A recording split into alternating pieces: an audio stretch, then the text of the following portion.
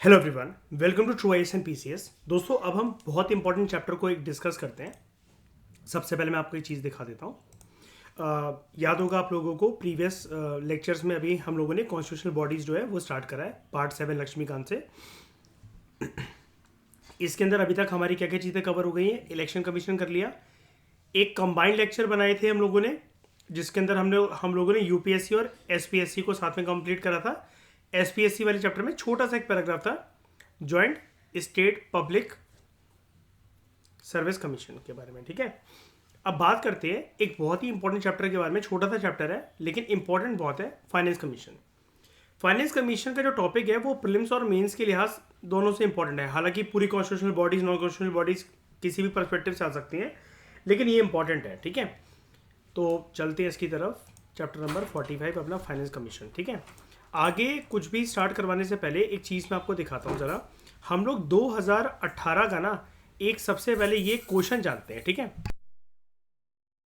मैं आपको सबसे पहले साल 2018 का एक क्वेश्चन दिखाता हूँ मेंस का। ठीक है, ये है 2018 का मेंस का क्वेश्चन। तो यहाँ पर क्या है, सबसे पहले यूपीएससी ने आराम से हमसे पूछा, how is finance commission of India constituted. Finance commission of India का गठन कैसे होता है। अभी मैं आपको बताऊंगा कितने सालों में एक बार फाइनेंस कमीशन का गठन होता है। ठीक है, कितने सालों में एक बार फाइनेंस कमीशन को कॉन्स्टिट्यूट करा जाता है। अब उसने एक इंपॉर्टेंट बात हमसे ये पूछी, what do you know about the terms of reference of recently constituted finance commission. Finance commission हाल ही में उसका गठन करा गया था।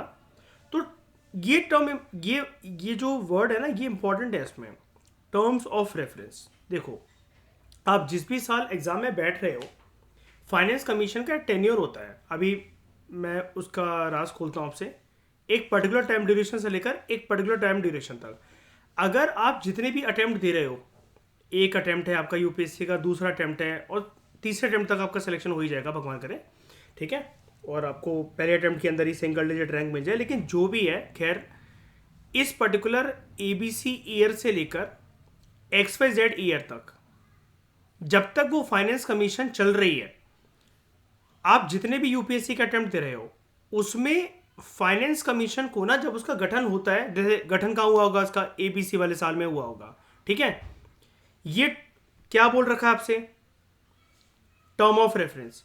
टर्म ऑफ रेफरेंस का मतलब ये होता है, फाइनेंस कमीशन को एक मैंडेट दिया जाता है, एक वर्क दिया जाता है कि आप जो है ना, हमें रिकमेंडेशन जो है इन सेक्टर्स पर, इन एरियाज पर, इन मुद्दों पर, उनके फाइनेंशियल स्ट्रक्चर से रिलेटेड कुछ कुछ बातों पर सरकार को सुझाव देना, कुछ स्ट्रक्चर ऑर्गेनाइज करना, टैक्स का डिवोल्यूशन कैसे हो सकता है सेंट्रल स्टेट के बीच में अच्छे से, फाइनेंशियल कंडीशन कैसे सुधारी जा सकती है केंद्र शासित प्रदेशों की, राज्यों की, केंद्र की सरकार की, देश की तिजोरी, राज्य की तिजोरी, consolidated fund of India, consolidated fund of state, इसको कैसे अच्छा करा जा सकता है। ये टर्म ऑफ रेफरेंस मतलब बेसिकली क्या होता है कि आपको जिम्मेदारी क्या सौंपी गई है, तो आप उसी के दायरे के अंदर रहकर काम कर रहे हो। Okay, it is a mandate, it is our work. तो जो भी टर्म्स ऑफ रेफरेंस होती है ना, जैसे यूपीएससी को 2018 में पूछ लिया, मान लो कि अभी मैं आपको बताता हूं, एक साल के अपने करंट अफेयर पढ़े, आपको उसके अंदर कुछ नहीं दिखा कि एक लेटेस्ट फाइनेंस कमीशन मतलब बनने वाली है, अभी बनी नहीं है।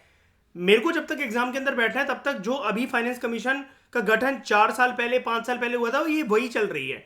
तो आपके लिए भले वो फाइनेंस कमीशन 5 साल पुरानी है, लेकिन उसके टर्म्स ऑफ रेफरेंस जिस साल आप एग्जाम में बैठ रहे हो वो इंपॉर्टेंट हो जाते हैं। मेरी बात समझ में आ रही है। फाइनेंस कमीशन को इस पर्सपेक्टिव से आपको देखना है। ये जो चैप्टर है ना, ये चैप्टर आपका स्टैटिक है, फाइनेंस कमीशन। लेकिन मैं मेंस के लिहाज से क्यों बोल रहा हूं, इसकी ना आपको थोड़े से करंट अफेयर जो है कलेक्ट करने पड़ेंगे एक साल के अंदर। और वो किससे, वो पीटी 365 से कलेक्ट मत करना, जो मेंस का डॉक्यूमेंट होता है ना, मेंस 365, उससे कलेक्ट करना। उसके अंदर क्या होगा, जो कोचिंग वाले होते हैं उनको पता होता है कि देखो 5 साल के लिए कौन कौन सी बॉडीज की नियुक्ति हो रखी है, तो जो बच्चे इस साल बैठ रहे हैं उनके लिए वो बॉडीज की टर्म्स ऑफ रेफरेंस, मैंडेट, सिर्फ फाइनेंस कमीशन नहीं, ऐसे और भी टॉपिक्स होते हैं आपके सिलेबस के अंदर। गवर्नेंस रिलेटेड एस्पेक्ट, कोई स्कीम है जो कि अभी तक चल रही है, जिसका 2.0 वर्जन आना बाकी है, वो 5 साल के लिए गठन करी गई थी। वो पॉलिसी या कोई भी स्कीम है या योजना है, उसका मकसद ये था कि शॉर्ट टर्म ड्यूरेशन की वो नेचर की थी वो स्कीम।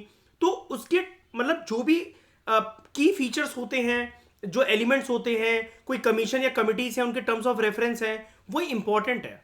पहले मुझे एक बात बताओ, आपको समझ में आया कि आपको उसको अप्रोच कैसे करना है?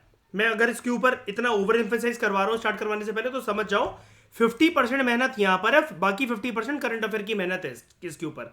मैं ऐसा कभी नहीं बोलता लक्ष्मीकांत में आपको कि आपको करंट अफेयर को देखना है, लेकिन यहाँ देखना है आपको। वो मैं ऐसे ही नहीं बात कर रहा हूँ, क्योंकि वो प्रीवियस ईयर क्वेश्चंस जो हैं प्रीलिम्स के भी बहुत सारे हैं और मेंस में भी पूछे जा चुके हैं। मुझे अभी सिर्फ एक दिख रहा है यहाँ पर, इसलिए मैं आपको एक एग्जांपल दे रहा हूँ।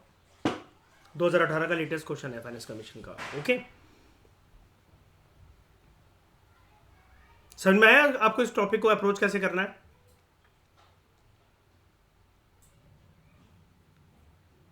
अब देखो 2021 का, how have the recommendations of 14th finance commission of India enabled the states to improve their fiscal position.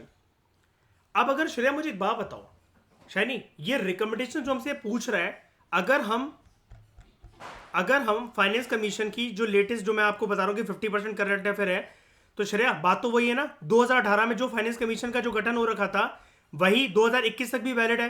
अगर प्रीवियस ईयर क्वेश्चन पेपर को देखते हुए आप 2021 में बैठ रहे हैं और इसकी आपको पता है कि टर्म ऑफ रेफरेंस इंपॉर्टेंट होती है, तो देखो 2018 में उसने पूछा, लेकिन 19 निकल गया, 20 निकल गया और 21 में दोबारा से सवाल आ गया।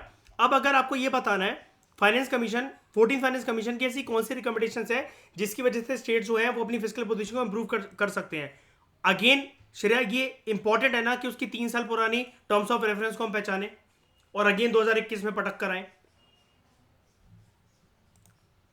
इसलिए मैं कह रहा हूं इसमें याद रखना है कि स्टिकी नोट सब लोग लगा लो अपनी लक्ष्मीकांत की बुक के अंदर, कि भले मैं भूल जाऊं तो मुझे याद दिला देना कि सर आपको ना फाइनेंस कमीशन का मेन 365 से करंट अफेयर डिस्कस करवाना है पूरे 1 साल का, कि फाइनेंस कमीशन के टर्म्स ऑफ रेफरेंस क्या है, या फिर जो उस साल, जिस साल फाइनेंस कमीशन का गठन हुआ था, तो आप उस साल का करंट अफेयर का वो टॉपिक हमें पढ़ा दो कि उसको क्या टर्म्स ऑफ रेफरेंस दी गई है और उसने क्या सुझाव दिया है कि स्टेट्स की या अलग अलग टॉपिक के ऊपर कि तिजोरी कैसे बढ़ सकती है। मैंने आपको ये सब कुछ बता दिया कि राज्य की व्यवस्था कैसे अच्छी हो सकती है, केंद्र शासित प्रदेशों की अच्छी कैसे हो सकती है, केंद्र सरकार की तिजोरी कैसे बढ़ सकती है, ये सारी चीज़ें। ओके, तो ये चैप्टर 50% स्टैटिक है, 50% करंट अफेयर है।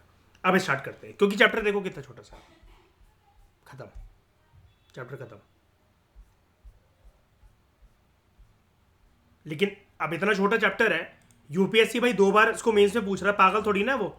यहां पर स्टैटिक काम नहीं आ रहा ना, क्योंकि यहां पर भी देखो करंट अफेयर के एंगल लिखना है। 14 फाइनेंस कमीशन लक्ष्मीकांत को बताएगा आपको, और क्या पता जिस एडिशन को आप लेकर आए हो तब तक फिर अगली फाइनेंस कमीशन अगर गठन हो गई तो, और 2018 में टर्म्स ऑफ रेफरेंस,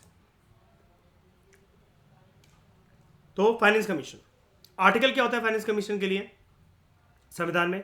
अच्छा, ये एक संवैधानिक बॉडी है, कॉन्स्टिट्यूशनल बॉडी है। हम सारी की सारी कॉन्स्टिट्यूशनल बॉडीज ही तो पढ़ रहे हैं, है ना। एक बार के लिए आप इस पर निगाह मार लो जरा क्विकली, ठीक है। इलेक्शन कमीशन एक कॉन्स्टिट्यूशनल बॉडी होती है, यूपीएससी एसपीएससी कॉन्स्टिट्यूशनल बॉडी होती है, दोनों के आर्टिकल सेम होते हैं, आपने देखा था। फाइनेंस कमीशन एक कॉन्स्टिट्यूशनल बॉडी है, जीएसटी काउंसिल एक कॉन्स्टिट्यूशनल बॉडी है, national commission for schedule caste, for schedule tribe and for backward classes, ये तीनों कॉन्स्टिट्यूशनल बॉडीज हैं। Special officer for linguistic minorities, ये कॉन्स्टिट्यूशनल बॉडी है। Controller and auditor general of India, CAG की report आती है ना, जब मैंने आपको बताया था सरकार की जान निकली होती है जब तक कैग की रिपोर्ट पार्लियामेंट के अंदर टेबल नहीं होती है ना, कि कैग पता नहीं क्या बोलते हैं हमारे बारे में, क्या बुराइयां करते, तो ये कॉन्स्टिट्यूशनल बॉडी है। अटॉर्नी जनरल ऑफ इंडिया, केंद्र की सरकार का जो वकील होता है ना, हो सकता है ना कोई सेंट्रल गवर्नमेंट के खिलाफ कोई जो वो कर दे, कोई कंप्लेंट कर दे, जैसा कि अभी मैं आपको एक पहले इसको देख लो, एडवोकेट जनरल ऑफ स्टेट, ये राज्य की सरकार का वकील होता है। अब मैं आपको एक चीज़ दिखाता हूँ, इसको अगर आप देखो क्या हुआ, ये जूम होगा क्या, नहीं, ये आप देख पा रहे होगे। Tata Motors win ₹766 crore compensation from West Bengal in Singur Nano project case. अब टाटा ने यहाँ पर कोई प्रोजेक्ट लगाया था, राज्य की सरकार ने, ममता बनर्जी की सरकार ने यहाँ पर आनाकानी करी, टाटास को यहाँ पर लॉस हो गया, उन्होंने कंपनसेशन मांगी। केस को हालांकि I think almost a decade हो चुका है, अभी ये इस महीने काफ़ी ज़्यादा चला ये वाला editorial current affair. Don't worry, आपको नहीं पढ़ना है, वो मैं किसी और मकसद से इसको देख रहा था, तो कल रात को देख रहा था तो इसलिए याद आया, यहाँ पर फिट बैठ रहा है हमारी डिस्कशन के अंदर, इसलिए मैं आपको बता रहा हूँ। ठीक है, तो क्या होता है, अब राज्य की सरकार के खिलाफ केस करना है किसी एक कंपनी को, प्राइवेट कंपनी को, यानी कि एक बंदे को केस करना है। ठीक है, अब वहां पर जो सरकार की तरफ से जो आर्ग्यूमेंट है, सरकार क्यों चाहेगी भाई 800 करोड़ रुपए हमारी तिजोरी से चले जाए, कोई केस हमारे खिलाफ कोई एक इंसान या कोई कंपनी ऐसी कर दे, सरकार भी तो अपना कोई वकील लेकर आएगी। अब सीएम या पीएम के पास इतना टाइम है कि वो जाकर खुद केस लड़ेंगे, हाई कोर्ट सुप्रीम कोर्ट के अंदर खड़े होंगे। अगर केंद्र की सरकार के खिलाफ केस होता है तो उनके बिहाफ से एक बंदा खड़ा होता है, अटॉर्नी जनरल ऑफ इंडिया, यानी कि यहाँ पर ऐसा केस है कि श्रेया, जैसे मतलब मान लो कि पीएम मोदी या फिर उनके मंत्रिमंडल के खिलाफ किसी ने केस कर दिया, ओके, अब पीएम मोदी खुद जाएंगे क्या सुप्रीम कोर्ट या हाई कोर्ट में कटघरे में खड़े होने? बिल्कुल नहीं। तो ही will raise a person on behalf of him known as attorney general of India. और यहाँ पर ममता बनर्जी को अगर जो है अपने आप को डिफेंड करना, तो शायद उन्होंने किसको भेजा होगा? खुद तो नहीं गई होंगी कोर्ट में, कलकत्ता हाई कोर्ट में खुद तो नहीं गई होंगी, एडवोकेट जनरल ऑफ स्टेट। बातें समझ में आ रही है? ये सारी कॉन्स्टिट्यूशनल बॉडीज है। ठीक है, एक निगाह मार लिया आपने, कोई बात नहीं, अब वापस आ जाते हैं। तो आर्टिकल 280 जो है हमारे संविधान का, it provides for a finance commission as a quasi judicial body. देखो, मैंने आपको ये चीज़ पहले भी बता रखी है, अब आप ज़रा मेरे दिल को खुश कर दो ज़रा। अब आप मुझे बताओ आज इतनी ज़्यादा लक्ष्मीकांत पढ़ने के बाद कि जुडिशियल बॉडी क्या होती है, and how is it different from the structure of a body known as quasi judicial body. क्या होता है फर्क, जल्दी बताओ। अच्छा, सबसे पहले मुझे बताओ स्टैट्यूटरी बॉडी क्या होती है, पहले ये बताओ। हाँ, स्टैट्यूट से जो बनी हो, स्टैट्यूट को क्या कहते हैं हम लोग कॉन्स्टिट्यूशनल भाषा के अंदर, पॉलिटी की भाषा के अंदर, made by an act of state legislature और पार्लियामेंट, डिपेंड करता है कि वो राज्य के अंदर है या फिर केंद्र लेवल पर है। अच्छा, और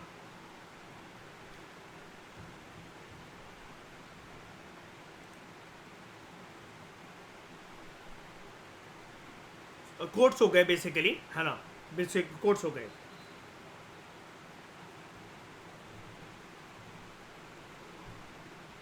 वेरी गुड, ट्राइब्यूनल्स हो गए जैसे, है ना, या फिर कोई भी ऐसी बॉडी जिसको पार्लियामेंट या स्टेट लेजिस्लेचर के एक्ट के थ्रू ऐसी पावर मिल रखी हो, यस, कि यू कैन गिव सुनवाई, you can impose a penal provision. आप सिविलियन केस को थोड़ा सा देख सकते हो जहां पर कुछ कुछ अमाउंट की बात हो रही हो, राइट?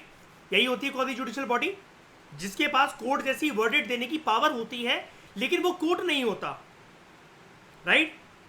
जैसे जो कंज्यूमर प्रोटेक्शन के लिए जो कंज्यूमर ऑर्गेनाइजेशंस होती है, कंज्यूमर कोर्ट्स, मैंने आपको एग्जांपल दिए थे ना, मदर डेयरी के दही के डब्बों के, एक लेडी के साथ एक केस हुआ था, मैंने आपको बताया था।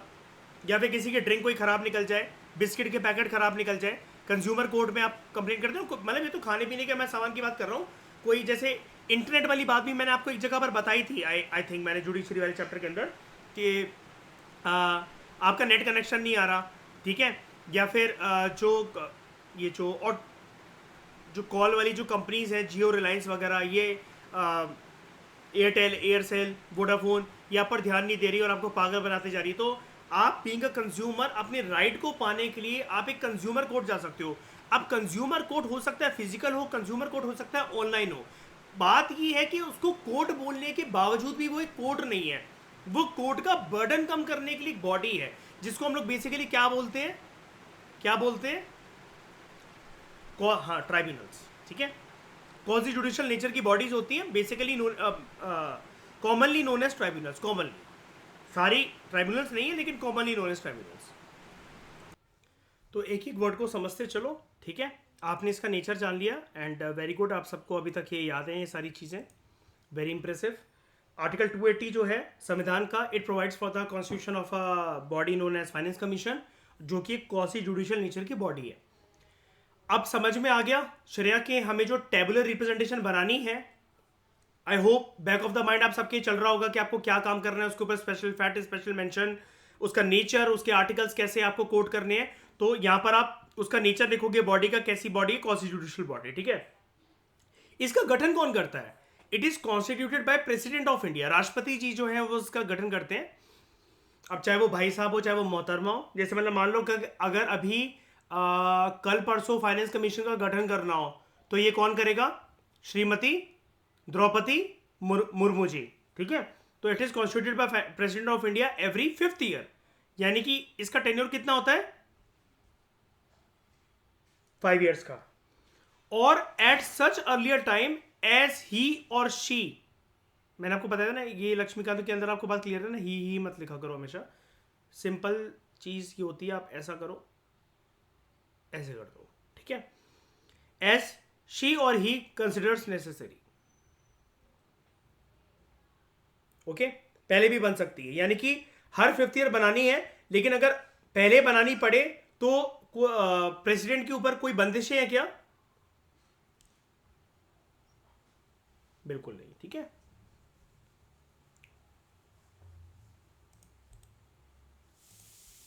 क्या मुझे कोई बता सकता है, एनी आइडिया कि अभी जो है वो कौन सी फाइनेंस कमीशन चल रही है?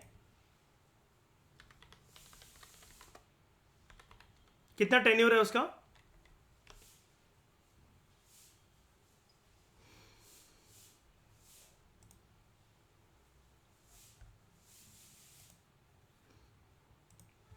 देखो मैं दिखाता हूं आपको।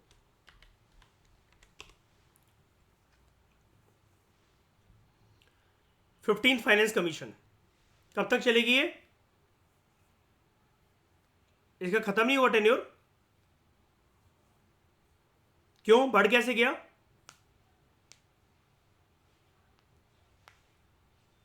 ट्वेंटी वन में हुई थी, ठीक है, बड़ा कुछ भी नहीं है, वो 14 थी जो पहले थी। अब यानी कि इसकी टर्म्स ऑफ रेफरेंस हमारे लिए इंपॉर्टेंट है 2024 के पेपर के लिए, प्रीलिम्स हो चाहे मेंस हो। बिल्कुल। उस टाइम पर राष्ट्रपति कौन थे? रामनाथ कोविंद जी, ठीक है। तो अभी जो चल रही है वो 15 फाइनेंस कमीशन चल रही है, ठीक है। और जब तक आपका एग्जाम क्लियर होगा, लवासना की ट्रेनिंग वगैरह कंप्लीट होगी, साल 2026 आएगा, तब तक 16 फाइनेंस कमीशन का गठन होने की बात शुरू हो चुकी होगी, सब कुछ अच्छा गया तो। कॉम्पोजिशन, फाइनेंस कमीशन जो है उसके अंदर एक चेयरमैन होते हैं और 4 अदर मेंबर्स होते हैं to be appointed by president, ठीक है। कितने मेंबर बॉडी है इसका मतलब ये?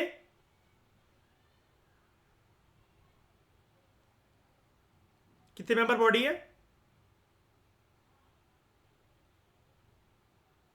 Shiny, 1 + 4 = 5, very good, see set clear. फाइनेंस कमीशन जो है consist of a chairman and 4 other members to be appointed by president.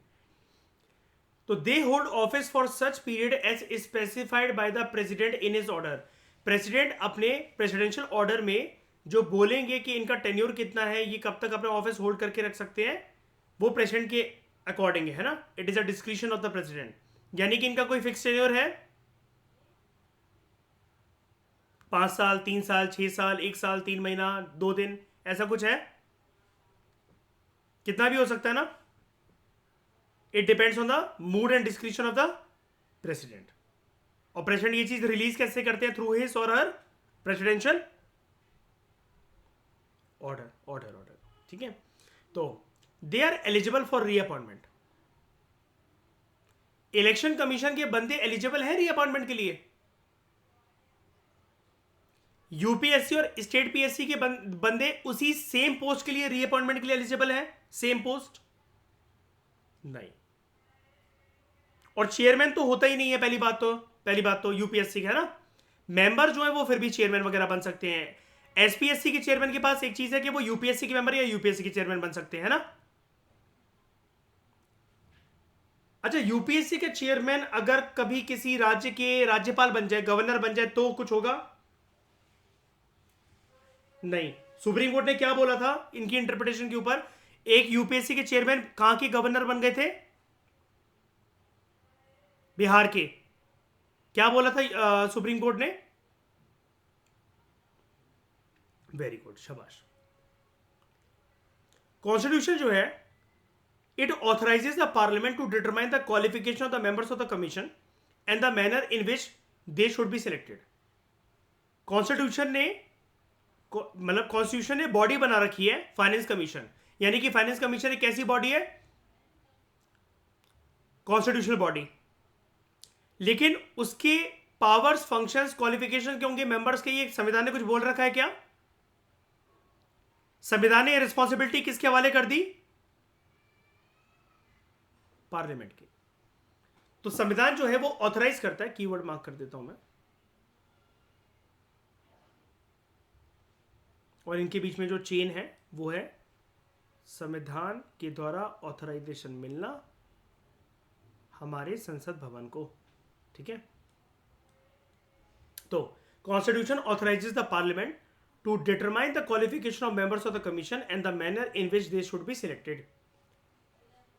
Accordingly अब पार्लियामेंट के ऊपर रिस्पॉन्सिबिलिटी है, संवैधानिक बॉडी बन रखी है, तो रिस्पॉन्सिबिलिटी आई ना, जब संविधान ने रिस्पॉन्सिबिलिटी दे दी कि मेंबर्स का क्वालिफिकेशन क्या करना है, किस मैनर में दे शुड बी सिलेक्टेड, आप डिसाइड करो। पार्लियामेंट क्या करेगा? पार्लियामेंट कोई भी चीज डिसाइड कैसे करता है? बातों से या एक्ट के थ्रू, बिल्स एंड एक्ट्स के थ्रू, राइट? तो पार्लियामेंट जो है, it has specified the qualification of the chairman and members of the commission. मैंने तो चेयरमैन को लिख दिया, एक बंदा तो एक ही होगा, मेंबर्स को कितना लिखूं?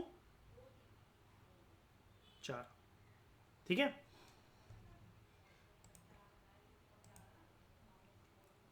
अब पार्लियामेंट कोई भी चीज एक्ट के थ्रू करता है, तो पार्लियामेंट ने टाइम वेस्ट ही नहीं करा। आजादी के तुरंत बाद 1951 में क्या आता है, कौन सा एक्ट आता है पार्लियामेंट के थ्रू पास करा हुआ? Finance commission act of 1951। सीधा साधा नाम और उसका सीधा साधा काम। क्या सीधा साधा काम है? मेंबर्स का सिलेक्शन कैसे होना चाहिए, उनकी क्वालिफिकेशन क्या होनी चाहिए, राइट? हम चाहे तो फाइनेंस कमीशन के मेंबर्स बन सकते हैं या चेयरमैन बन सकते हैं।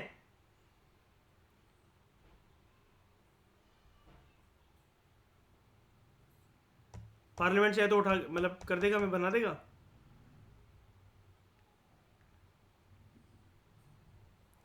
हाँ, वेरी गुड। ये हुई ना जज्बे वाली बात श्रेया। सर बस फिट होना है, बस उसके लिए आप बताओ करना क्या है। हम रेडी चेयरमैन की पोस्ट संभालने के लिए फाइनेंस कमीशन में। मयूर है, टर्म्स ऑफ रेफरेंस दे रहा मयूर है, रोज 10,000 पॉइंट गिरेगा Nifty bank Nifty.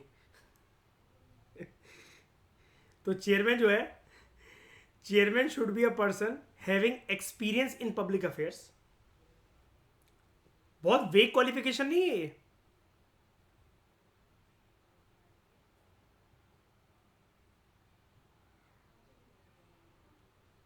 Having experience in public affairs and 4 other members, they should be selected from amongst the following. अब ये कहां से? चेयरमैन के लिए तो साफ तरीके से ये बोल दिया, ही or she should be having experience in public affairs. जो अन्य मेंबर्स हैं, 5 मेंबर बॉडी है ना ये, चेयरमैन के अलावा 4 मेंबर्स और होते हैं, तो इनका सिलेक्शन कैसे हो सकता है? मतलब ये कहां से आ सकते हैं? तो चॉइसेस क्या है? दे कैन बी जज of a high court or 1 qualified to be appointed as 1। मतलब या तो वो जज हो हाई कोर्ट का, या वो बन सकता है जज हाई कोर्ट का। ओके, उसके बाद a person who has specialized knowledge of finance and accounts of the government. Finance and accounts of the government. A person who has wide experience in financial matters and in administration। यानी कि यहां से हम किसी RBI के member को भी ला सकते हैं, chartered accountants, person from Indian economic service,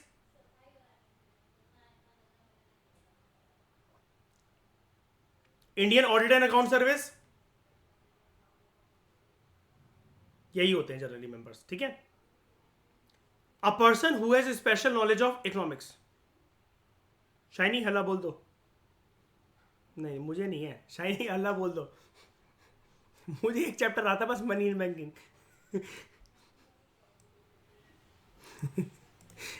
मतलब शेरा देख रहे हो, लौंडे खुश हो रहे हैं कि फाइनेंस कमीशन जो इतना ईजी है, मतलब एंट्री करना।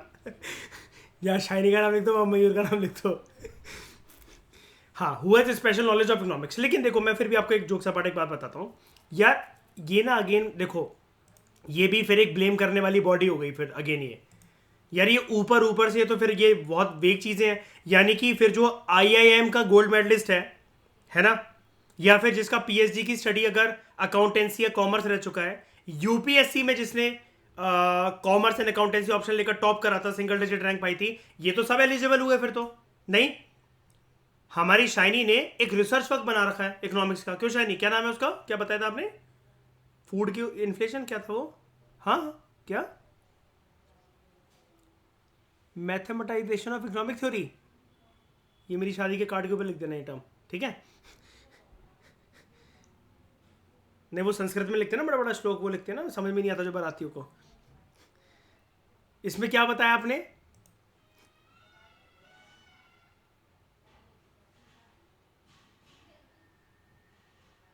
पागल हो गई तू? क्या जरूरत है सब करने की? मैथ्स की जो इकोनॉमिक मैथ्स की जो कौन सी थ्योरी होती है, कन्वर्जन थ्योरम, उससे इकोनॉमिक्स का क्या डिराइव हो सकता है? पीएनबी के 100, पीएनबी के 100 शेयर खरीद लो आज तुम, ठीक है? नहीं, पर जोक्स अपार्ट, वेरी गुड यार। देखो आपका एक वो वर्क है, टेक्निकल वर्क है, और आप उसकी कोर में घुसे हुए, अच्छी बात है। देखो मैं मजाक नहीं उड़ा रहा, लेकिन फिर भी तो यहाँ पर अगर ये ऐसी थ्योरी दे पा रही है श्रेया, ध्यान से समझो जो वो समझा रही है, अब वो एक पीएचडी स्कॉलरली लेवल तक की बात है, शी इज एलिजिबल ना, स्पेशल नॉलेज है ना उसके इकोनॉमिक्स के बारे में, तभी वो ऐसा कर पा रही है ना कि मैथ्स और इकोनॉमिक्स का लिंक करके। उसने एक बुक भी लिखी है अपनी, बस पब्लिश करवाना बाकी है, पता है श्रेया? उसने बुक लिखी है अपनी प्रॉपर।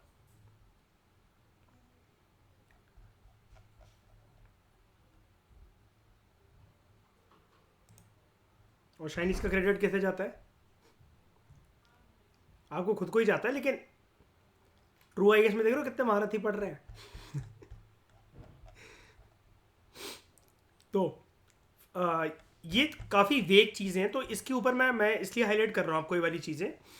इसलिए बता रहा था मैं आपको, हंसी मजाक करते हो, क्योंकि कल को यूपीएससी एक ऐसा क्वेश्चन भी मीन्स के अंदर पटक सकता है, बिल्कुल पटक सकता है ना श्रेया, कि जिस हिसाब से चेयरमैन और मेंबर्स की जो क्वालिफिकेशन है वो कॉन्ट्रोवर्शियल है थोड़ी सी। सीए गोल्ड मेडलिस्ट इकोनॉमिक्स की नॉलेज रखने वाले वो क्यों नहीं बन सकते फिर, राइट? लेकिन वो सीए, वो इकोनॉमिक्स की नॉलेज रखने वाले पर्सन जो कि सरकार को पसंद आए, वो सरकार बनाएगी, चुनेगी, है ना? फिर हम बात करते हैं फंक्शंस की। फाइनेंस कमीशन जो है, it is required to make recommendations to the president of India on the following matters.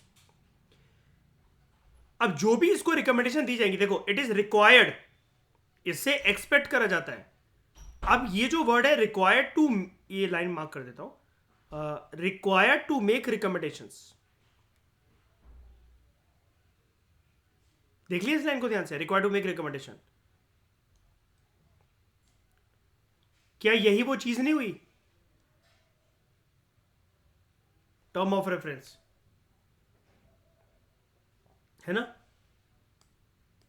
Actually क्या है यार, ये टर्म ना उस साल, मतलब जैसे मैंने एक दो लोगों से बात करी थी जिन्होंने मेंस दिया था 2018 वाला, मेरे तो प्रीलिम्स ही नहीं निकला था, तो मेरे दोस्तों ने जो निकाला था, तो वो कहते हैं कि हमें ये समझ में ही नहीं आया कि यूपीएससी पूछ क्या रहा है, इसका मतलब क्या टर्म ऑफ रेफरेंस का। अब ऐसा नहीं है, मैं आपको ये नहीं बोल रहा हूँ कि ये टर्म आपको समझ में नहीं आएगी, यूपीएससी आपको कभी चौंका देगा। उन्होंने अच्छे से पढ़ा नहीं। टर्म ऑफ रेफरेंस एक बहुत फेमस टर्म है, उस साल की जो मेन 365 पीटी 365 का जो मटेरियल था, वहाँ पर क्रिस्टल क्लियर तरीके से देखो, पीटी का जो मटेरियल था ना, उसमें बुलेट पॉइंट्स दे रखे थे टर्म ऑफ रेफरेंस करके। मेंस में प्रॉपर उन पॉइंट्स को हाईलाइट कर रखा था, एक एक पैराग्राफ बनाकर, 7 8 12 पॉइंट, 15 पॉइंट्स आई थिंक। बहुत डिटेल करंट अफेयर था वो, 2 से 2.5 पेज का, मुझे अच्छे से याद है। तो वो टर्म ऑफ रेफरेंस इंपॉर्टेंट थी, क्योंकि हाल ही में उसका गठन हुआ था। कब गठन हुआ था उसका, फाइनेंस कमीशन का? 18 में तो पेपर हो रहा है ना, 17 में गठन करा गया था उसको, 17 के आसपास, पता नहीं कब, 15 के आसपास ऐसी कुछ था, बहुत रिसेंट थी वो। अब रिसेंट थी चाहे ना थी, बात ये है ना कि आपको तो याद, जैसे अभी मैंने आपको बताया, अब ये जो 15 फाइनेंस कमीशन है, ये तो आपको याद रखना ही पड़ेगा, फिर चाहे आप 24 में एग्जाम दो, चाहे 25 में दो, चाहे 26 में दो। तो finance commission is required to make recommendations to the president of India of the following matters. तो क्या मैटर्स हैं भाई वो? नंबर 1, आपको पता है ना, मैंने आपको नितिन सिंघानिया के अंदर एक चीज पढ़वाई थी, टैक्सेशन वाले चैप्टर के अंदर भी, मनी एंड बैंकिंग के अंदर भी, और एक दो चैप्टर्स के अंदर और हाईलाइट मैंने आपसे करा था, नेशनल इनकम में भी मैंने आपको ऑलमोस्ट हर चैप्टर के अंदर मैं इकोनॉमिक्स पढ़वाते हुए आपको ये वाला पॉइंट हाईलाइट करते हुए आया हूं। स्टेट्स का हमेशा रोना गाना लगा रहता है, राइट, कि हमें जो है वो सेंट्रल गवर्नमेंट के पास जो टैक्स आता है वो हमसे शेयर नहीं करते हैं प्रॉपर तरीके से, और दो तरीके के जो टैक्स ऑन टैक्स होते हैं, मतलब कुल मिलाकर टैक्स ही होता है वो सेंट्रल गवर्नमेंट का, सरकार करती ही नहीं है उसे शेयर बिल्कुल भी। वो कौन से होते हैं? दो, सेस एंड सरचार्ज। बताया था ना मैंने, और मैंने आपको ये भी बताया था, हम नितिन सिंघानिया से भी पढ़ेंगे ये वाला चैप्टर, दोनों चैप्टर्स के बारे में मैंने आपको बताया था। वहां पर भी फाइनेंस कमीशन के बारे में जिक्र था नितिन सिंघानिया की बुक के अंदर, और इसके बारे में भी जीएसटी काउंसिल। हालांकि अब जीएसटी काउंसिल मेरे से पढ़ चुके ऑलरेडी नितिन सिंघानिया में, और यहां पर हम थोड़ा सा इसको पॉलिटिकल एस्पेक्ट से देखेंगे, ठीक है। तो ये जो फाइनेंस कमीशन है, इसके सबसे पहले कोर रिकमेंडेशन जो देने के लिए होती है वो यही होती है, देखो 5-5 साल में इसका गठन हो रहा है प्रेसिडेंट के द्वारा, हर 5 साल के अंदर इन्फ्लेशन चेंज हो रही है, राज्यों के खर्चे चेंज हो रहे हैं, टैक्स कलेक्शन चेंज हो रहा है केंद्र सरकार का, हाँ या ना, ये सारी चीजें चेंज हो रही हैं। तो इसकी सबसे पहली कोर रिकमेंडेशन क्या होती है? How net proceeds of taxes to be shared between the centre and the states. पहले मुझे ये बताओ, ये जो नेट प्रोसीड है, नेट प्रोसीड का मतलब होता है टोटल जो चीज मिली है, ये सबसे पहले किसकी जेब में जाएगा? नेट प्रोसीड ऑफ टैक्सेस सबसे पहले किसके पास आएगा? ये फिर कौन बांटेगा से? अरे नेट प्रोसीड सबसे पहले किसके पास आएगा? स्टेट गवर्नमेंट बांटेगी सेंट्रल गवर्नमेंट को, सेंट्रल गवर्नमेंट बांटेगी स्टेट गवर्नमेंट को, ठीक है। तो distribution of the net proceed of taxes to be shared between the centre and the states, and the allocation between the states of the respective shares of such proceeds। अलग अलग राज्यों के बीच में कैसे ये जो टैक्स कलेक्ट करा है केंद्र की सरकार ने, वो कैसे बंटना चाहिए। अब कैसे बंटना चाहिए ये डिपेंड करता है from one state to another. क्या सारे स्टेट्स को इक्वल शेयर मिलेगा क्या टैक्स में? यूपी को 400 करोड़ मिले तो गोवा को भी 400 करोड़ मिलेंगे क्या? बहुत सारी चीजों को देखा जाता है। जरा आप मुझे कुछ पैरामीटर्स बता सकते हो? सबसे पहले नॉर्मल सर्कमस्टेंसेस की बात करना, कि देश में कुछ भी नहीं हो रखा है, सब कुछ नॉर्मल चल रहा है, पूरी सारी व्यवस्था। तो बताओ क्या देखा जाएगा?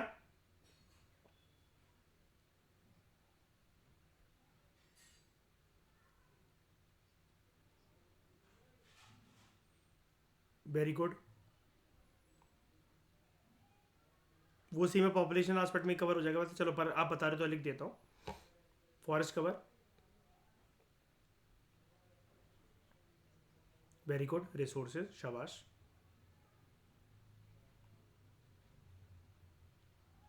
ये भी देखा जाएगा थोड़ा सा, urban and rural structure,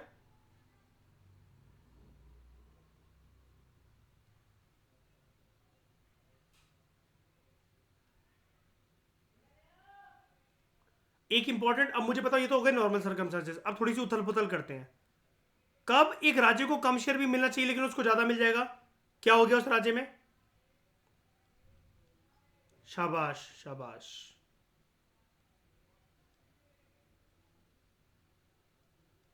natural calamity, या फिर जिसको हम आम भाषा के अंदर कहें कोई डिजास्टर। क्या उस स्टेट की क्या बढ़ती चली जा रही है?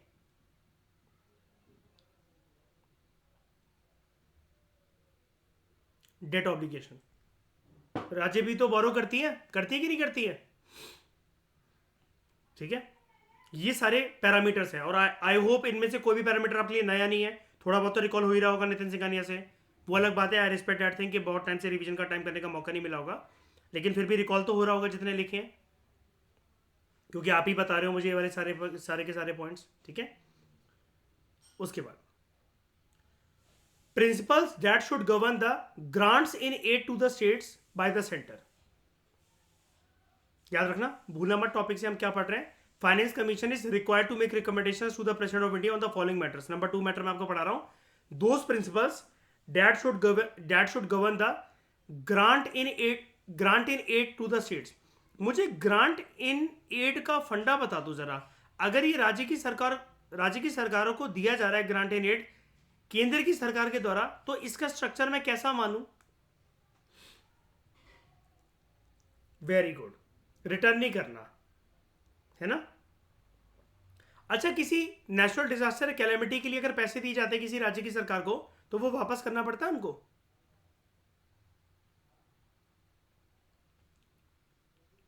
नहीं, पर उस टाइम पर मैं वही बोलने वाला हूँ, उस टाइम पर ना लोन नहीं देती केंद्र की सरकार, मदद करती है पूरी, पता है।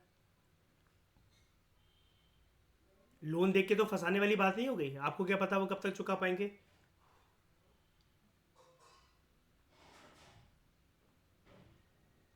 और एक बात बताऊं ऐसा क्यों नहीं करा जाता? बिकॉज इंडिया इज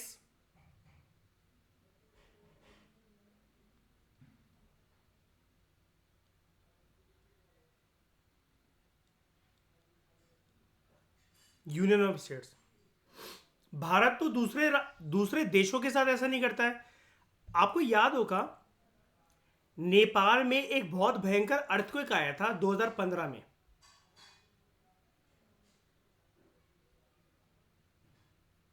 और अफगानिस्तान की पार्लियामेंट्री बिल्डिंग या फिर उसके इंफ्रास्ट्रक्चर को रिजुविनेट करने के लिए, जब जो प्रेसिडेंट थे अभी तालिबान की सत्ता में आने से पहले, जो प्रेसिडेंट थे वहां पर, उनको इंडिया ने बहुत ज़्यादा मतलब वहां पर मदद करी थी। हालांकि अफगानिस्तान में तो चलो एक तरीके से वो इन्वेस्टमेंट थी, लेकिन नेपाल के कंटेक्स के अंदर गुडविल बहुत ज़्यादा इंडिया ने बनाई थी, क्योंकि इंडिया ने क्या दिया था, नेपाल को लोन दिया था कि ग्रांट इन एड दिया था। अब आप देखो, आपने पढ़ भी नहीं रखा है मान लो कि ये करंट अफेयर, लेकिन फिर भी अर्थक्वेक मैंने बोला तो देखो समझ गए ना आप, क्योंकि आप इंडिया का नेचर समझते हो बहुत अच्छी तरीके से, है ना। तो जब बाहर के देशों के साथ इंडिया ऐसा नहीं कर रहा श्रेया, तो वो राज्य के साथ ऐसा करेगा कभी क्या कि वहां पर कोई प्राकृतिक आपदा आ गई और उनको फिर लोन देकर फंसा रहा है? केंद्र की सरकार, मतलब इंडिया, क्या इंडिया और मैं राज्य का क्या कंपैरिजन कर रहा हूं, केंद्र की सरकार कभी ऐसा करेगी राज्य की सरकारों के साथ? श्रेया को भरोसा नहीं है करंट सरकार पे। तो principle that should govern the grants in aid to the states by the centre, that is that is out of the consolidated fund of India. ठीक है, ये किसके दायरे में रहता है ये वाली तिजोरी? राज्य की सरकार की या केंद्र की सरकार? केंद्र, सेंट्रल गवर्नमेंट, शाबाश। उसके बाद अच्छा, राज्य की सरकार की तिजोरी को क्या कहते हैं? स्टेट, ठीक है। उसके बाद और क्या रिकमेंडेशन देना? The measures needed to augment, to increase, to multiply the consolidated fund of a state, to supplement the resource of the panchayat.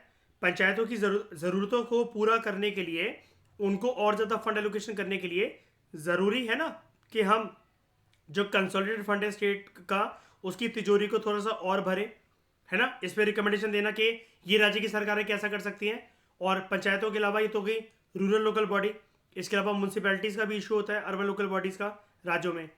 तो ये कैसे करा जाएगा? तो फाइनेंस कमिश्नर इसलिए कुछ रिकमेंडेशन अपनी देती है कि what measures should a particular state government should take to increase their consolidated fund of a state to supplement the resources of the panchayat and the municipalities in the state on the basis of the recommendations made by the state finance commission. State finance commission भी होती हैं, उनकी recommendations को मद्देनजर रखते हुए finance commission एक helping hand देता है। ये सेम लाइन आप लोगों ने सुनी हुई है नितिन सिंघानिया से, राइट, अगर आपको याद हो तो। राज्यों में जो फाइनेंस कमीशन जो होती हैं पर्टिकुलर स्टेट के लिए, उन्होंने अपनी कुछ रिकमेंडेशन दी। मैंने आपको बताया भी था, वहां पर एक इंपॉर्टेंट पॉइंट हाईलाइट कर रहा था, जो सेंट्रल फाइनेंस कमीशन है ना, जो फाइनेंस कमीशन ऑफ इंडिया जिसको बोला जा रहा है, वो ज्यादा फेरबदल नहीं करती है। स्टेट फाइनेंस कमीशन से कुछ अलग हटकर रिकमेंडेशंस नहीं देती है, बिल्कुल उसके पैरेलली सिंक करते हुए देती है। क्यों? उसको पता होता है कि स्टेट फाइनेंस कमीशन उस राज्य को ज्यादा अच्छे से समझता है in terms of its financial structure, right. तो ये अपनी अपनी नहीं चलाती है।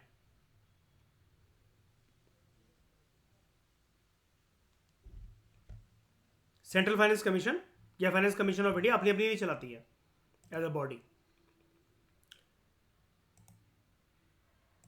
तो this function was added by, मतलब कौन सा फंक्शन, कि कैसे फंड्स डिवॉल्व करने हैं पंचायत और म्यूनसिपैलिटीज को, उनको रिसोर्सेज देने हैं इन टर्म्स ऑफ फाइनेंस।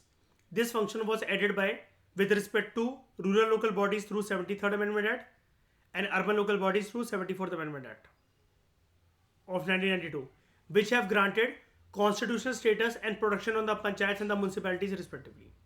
ठीक है। उसके बाद any other matter referred to it by the president in the interest of sound finance. Sound का मतलब क्या होता है यहां पर? साउंड का मतलब होता है गुड फाइनेंशियल स्ट्रक्चर। ठीक है। कोई भी दूसरा मैटर, जैसे आपने 3 मैटर देख लिए, कौन कौन से आपने मैटर देखे? कैसे केंद्र की सरकार के पास टैक्स आता है तो वो प्रॉपर तरीके से डिवाइड होना चाहिए सेंट्रल स्टेट के बीच में, और किस राज्य को आप लोगों ने खुद इतने सारे पैरामीटर्स दिए, एक नॉर्मल दिए, एक कुछ एबनॉर्मल दिए, उसके बेसिस पर अलग अलग राज्य को कितना शेयर मिलना चाहिए टैक्स प्रोसीड्स के अंदर। सॉरी। कुछ दूसरी रिकमेंडेशन उन प्रिंसिपल्स के regarding that should govern the grant in aids to the state by the centre, कि कैसे जो है सेंट्रल गवर्नमेंट जो है वो अलग अलग स्टेट्स को ग्रांट इन एड दे, पैसा दे उनके डेवलपमेंट के लिए, उनकी मदद करने के लिए, और वो लोन नहीं होना चाहिए। और ये कहाँ से जाना चाहिए पैसा? Through the consolidated fund of India.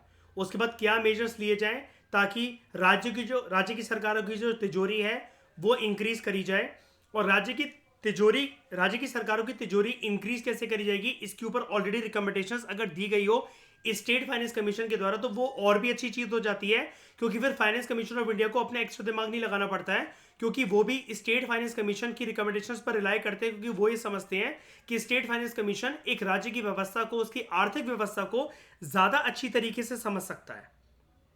Right. और या फिर कोई भी ऐसा मैटर इन तीनों के अलावा जो कि प्रेसिडेंट ने उसको बोल रखा हो। अब मैं आपको एक प्यारी चीज दिखाता हूं।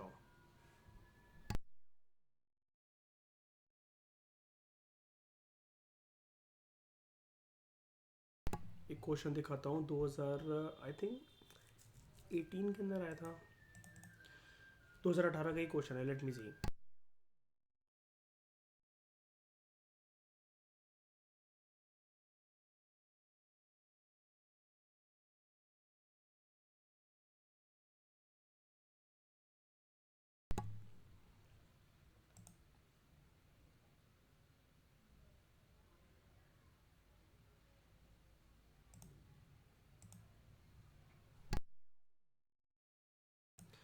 तो ये है वो क्वेश्चन।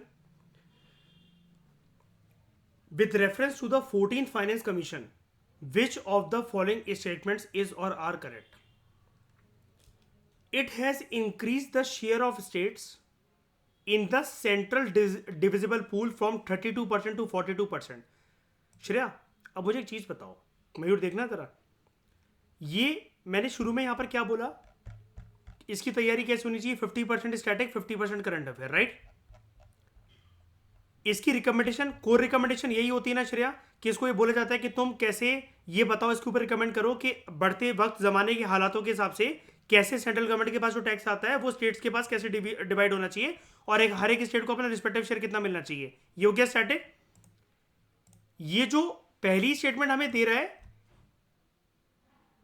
कि इसने ये बोला it has increase the share of states in the central divisible pool.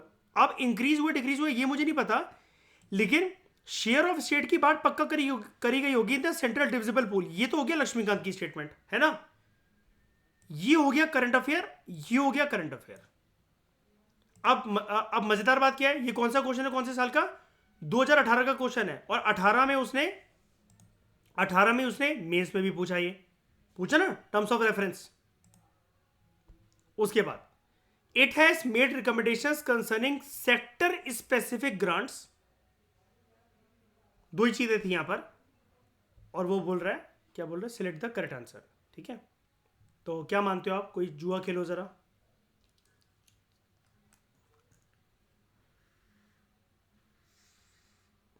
Sector specific grants की बात नहीं करी गई होगी इसके द्वारा।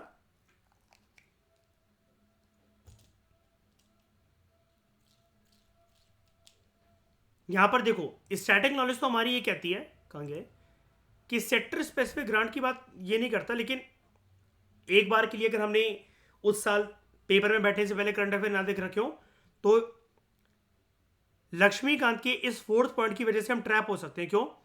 क्या पता प्रेसिडेंट ने उनको बोल रखा हो कि सेक्टर स्पेसिफिक ग्रांट की इस बार बात करो, क्योंकि यहां पर दे रखा ना any other matter refer to it by the president in the interest of the sound finance. क्या पता दे रखा हो, हमने नहीं पढ़ रखा हो करंट अफेयर। जैसे आप ही लोग हो, आपको क्या पता 2018 का करंट अफेयर क्या है या 14 फाइनेंस कमीशन की टर्म्स ऑफ रेफरेंस क्या है। लेकिन फिर भी चलो आपने जुआ खेला, जुआ तो जुआ है, अगर ठीक हो जाए तो खुश मत होना और दुखी भी मत होना अगर गलत हो जाए तो बताओ किसके ऊपर सब लोग बेट खेलना चाहते हो? Option one, one only, two only, both one and two, neither one not two. One only, खुश होने की बात नहीं है, ठीक है, जुआ है क्योंकि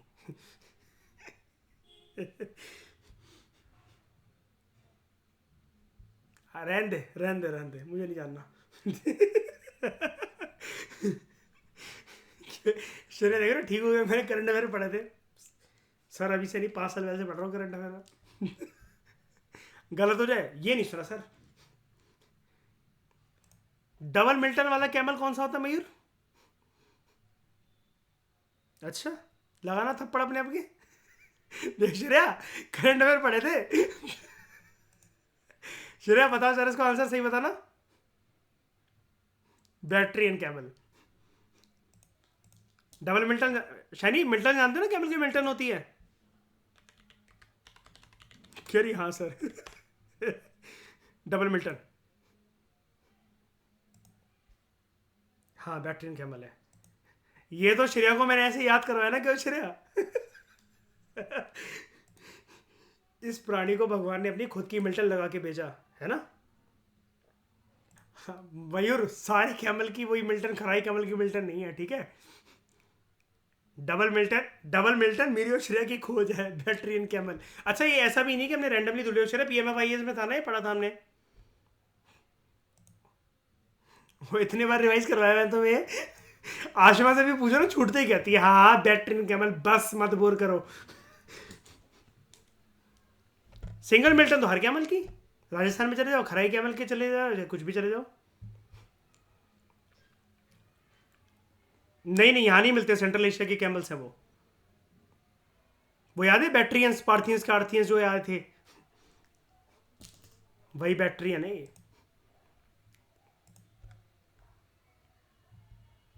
तो टिल 1960। अच्छा, इस चैप्टर को अप्रोच कैसे करना समझ में आ रहा है? मैंने कोई भी ऐसी चीज छोड़ी नहीं है जहां पर आपको खुद से मेहनत करनी पड़े। एक चीज जो कि आपको मेहनत नहीं करनी पड़ेगी, मैं खुद कर पाऊंगा। एक बार के लिए सब कुछ एंड में हमें पहुंच जान दो, इकोनॉमिक सर्वे आ जान दो, एंड के करंट अफेयर बन जान दो, फाइनेंस कमीशन से रिलेटेड एक्सट्रैक्ट करके सारी चीजें निकलवा दूंगा। जहां पर भी नोट्स बना रखे हो, लक्ष्मीकांत के अंदर कुछ मार्क कर रखा हो, वहां पर वो करंट अफेयर लगा लेना, ठीक है। ऐसा मैं कभी नहीं कहता, लेकिन सर बता रहा हूं, अब तो प्रूफ भी दिखा दिया, 2 मेंस के क्वेश्चन दिखा दिए, एक प्रीलिम्स का क्वेश्चन दिखा दिया, ऐसे ही आता है। आप टोटल लक्ष्मीकांत के बेसिस पर, टोटल करंट अफेयर के बेसिस पर आप नहीं सॉल्व कर सकते इस चैप्टर को, चाहे वो प्रीलिम्स हो चाहे मेंस हो, उसका क्वेश्चन कोई भी। तो till 1960 the commission also suggested the grants given to the states of Assam, Bihar, Orissa, West Bengal, ठीक है। The commission also suggested the grants given to the states because of assignment of any share of the net proceeds in each year of export duty on jute and jute products। मतलब commission ने क्या बोला कि केंद्र की सरकार को इन 4 सरकारों को क्या देना चाहिए?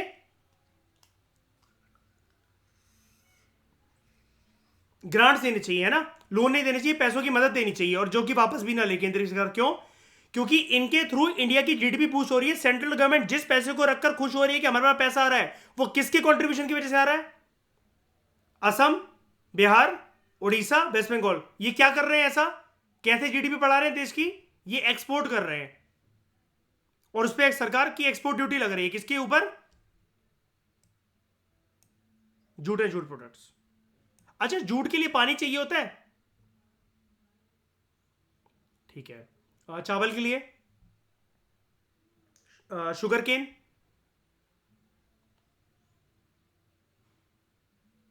चाहिए होता है, ठीक है। मैं नहीं कह रहा, मैं नहीं, ये नहीं कह रहा कि अच्छी खासी मात्रा के अंदर, लेकिन चाहिए होता है, ठीक है। जूट का फाइबर बनता है, उस फाइबर से कपड़े बना सकते हैं। होशियार लोग।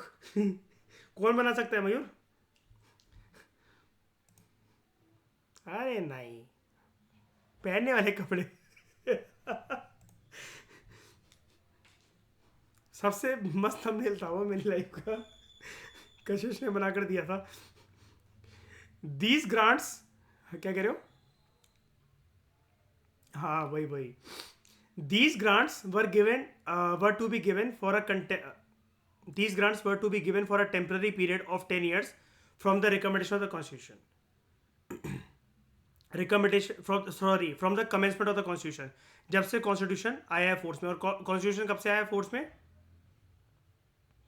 1950।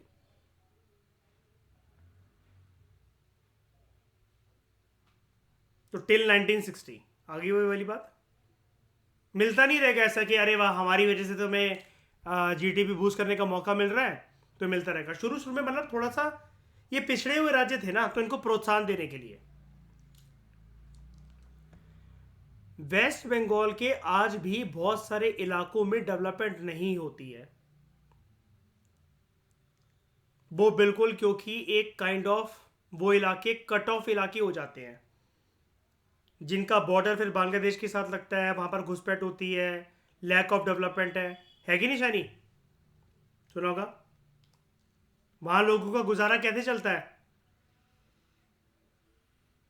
काली मिर्च और नींबू शानी, टोना टोटका। नहीं सुगंधा, ऐसी होता ना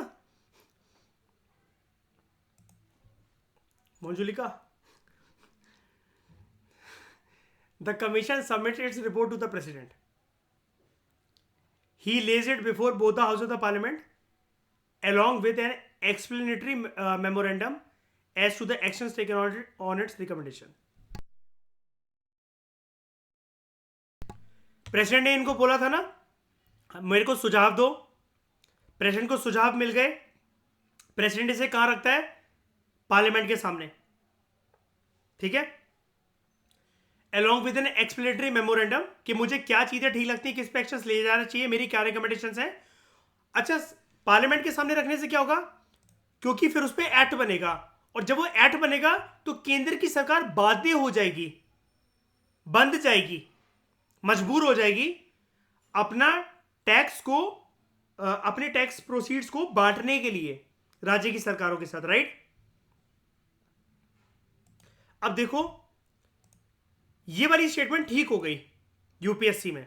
प्रीवियस ईयर क्वेश्चन पेपर कैसे काम आते हैं देखो, कैसे उसको मैं आपको बोलता हूं ना, 60+ क्वेश्चंस को डायरेक्टली इंटरप्रेट करा जा सकता है। 2018 में इसने ये वाली चीज पूछी और इसने बोला, ये स्टेटमेंट इसने हमारे ठीक भी करवाती कि 1 इज करेक्ट आंसर, कि हाँ 14 फाइनेंस कमीशन ने ये बोला था कि स्टेट का जो शेयर है in the central divisible pool वो बढ़ना चाहिए। पहले उनको 32% मिलता था, अब कितना मिलेगा? 42%। अब देखने वाली बात ये होगी श्रेया कि जब हम नोट्स बनाएंगे, शाइनी नोट्स निकालेंगे अपने 2024 के लिए और 15 फाइनेंस कमीशन की रिकमेंडेशंस को, ये टर्म्स ऑफ रेफरेंस को देखेंगे, तो क्या ये 42% ही है या फिर थोड़ा सा ऊपर हुआ है, थोड़ा सा नीचे हुआ है, राइट? ये बड़ा है, सेम है, या गिर गया? नहीं बन सकती वाली स्टेटमेंट 2024 के फिल्म्स में।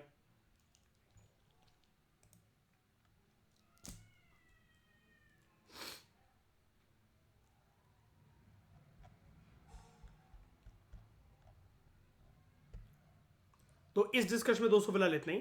Thank you very much for discussion.